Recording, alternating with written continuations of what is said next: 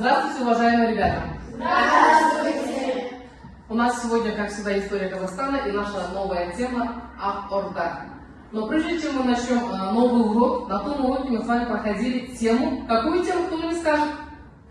Образование улусов на территории Казахстана. Правильно, образование улусов на территории Казахстана. Прежде чем начать нашу новую тему, я хочу вам задать некоторые вопросы по прошедшим предметам и, конечно же, услышать желающих пересказать нашу домашнюю работу. Так, ребята, я сейчас задам вопрос двум группам. Первая группа, у вас будет вопрос образования Золотой Орды. Вторая группа, у вас вопрос распад Золотой Орды. У нас как бы сейчас задание на скорую руку, да, на скорость. Кто первый поднимет руки, кто первый ответит на вопросы, им, конечно же, оценка будет плюс.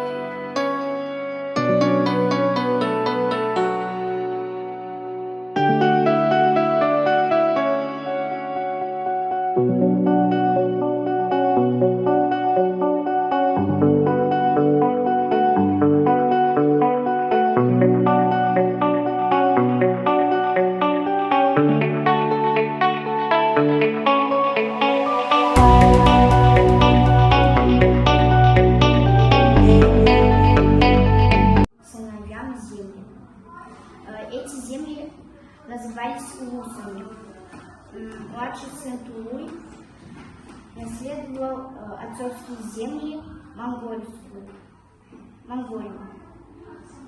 Чучи занимал земли к западу от Иртыша до Волги, вплоть до Волги, Амударьи и Сырдарьи. Владения Чагатая охватили Южный и Юго-Восточный Казахстан и Среднюю Азию. В 1227 году, полгода до смерти отца Чучи, умер Чучи. После смерти Чучи Бату был признан наследником. Чингисхан сказал, что ты будешь наследником своего отца Чучи и идти, которые он хотел идти в землю. Восточное путешествие Кыпчаков 13 века, начале 15 века существовало государство Ак-Орда, и, как известно еще в переводе «Белая Орда». Государство стало известно в XIV веке, историческим источником. С концом XIV века ее еще название было известно узбекским улус. Территория Ак-Орда, наибольший подъем Ак-Орда достигла правители из рода Орда-Ежден, распространилась на всю территорию современного Казахстана, за исключением Семиречья. Перейдем к сегодняшнему нашему новому теме. Тема называется у нас как? Ак-Орда. Это наша сегодняшняя новая тема. Так, Ак-Орда – феодальное государство, существовавшее на территории Дешты Кыпшака в середине 13-го и в первой трети 15 веков. Территория Ак-Орды сформировалась постепенно, по мере ослабления ее зависимости от Золотой Орды. В состав Ак-Орды входила восточная часть улуса Чучи, охватывавшая обширную площадь современного Казахстана, кроме Жетсу от востока от реки Урал и к северу от Аральского моря и реки Сырдарьи. В Ак-Орде правили Батухан, и его преемники. Орда-Ежен, старший брат Бату, получил в удел резиденцию своего отца Жоши, Кок-Орду. Название Ак-Орда. Хан Бату после возвращения из похода в Восточную Европу выделил земли своим братьям, старшему Орда-Ежену и младшему Шайбану. Территория улуса Орда-Ежена, то есть Кок-Орда, земли к востоку от Этыша до Улутау и Каратау и земель в северно-восточной части Жетысу во второй половине XIII века. А вторая территория улуса Шайбана – это Ак-Орда, то есть земля между владениями Орда-Ежена и Бату-хана. Этнический состав населения. Этнический состав Ак-Орды был однородным. Ее населяли тюркоязычные племена, которые впоследствии составили основное ядро казахского народа. Это племена кипчаки, конраты, аргыны, алшины, канлы, кирей, уйсуны и найманы.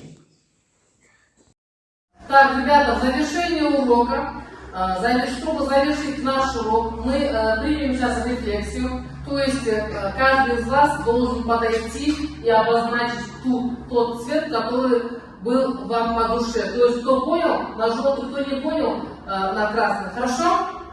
Все, начинаем.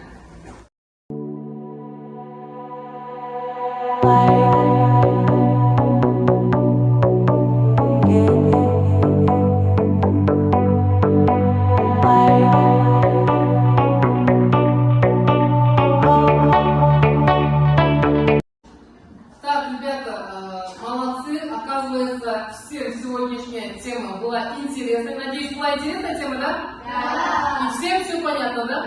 Да. Особенное спасибо Гурте, Саху Гурте и Ане. Большое спасибо. Молодцы. И остальные тоже умницы. Спасибо всем. Ребята, домашняя работа наша сегодняшняя по теме Ак-Орда составить эссе. Хорошо? Еще плюс узнать не то, что я вам рассказала, еще плюс можете узнавать про Ак-Орду по разным источникам. На следующий урок мне пересказать. Хорошо? Да. Всем все понятно? Да. Ко мне вопросы есть? Нет. По сегодняшней теме вопросы есть? Нет. Все, молодцы. Спасибо вам большое. До свидания. До свидания.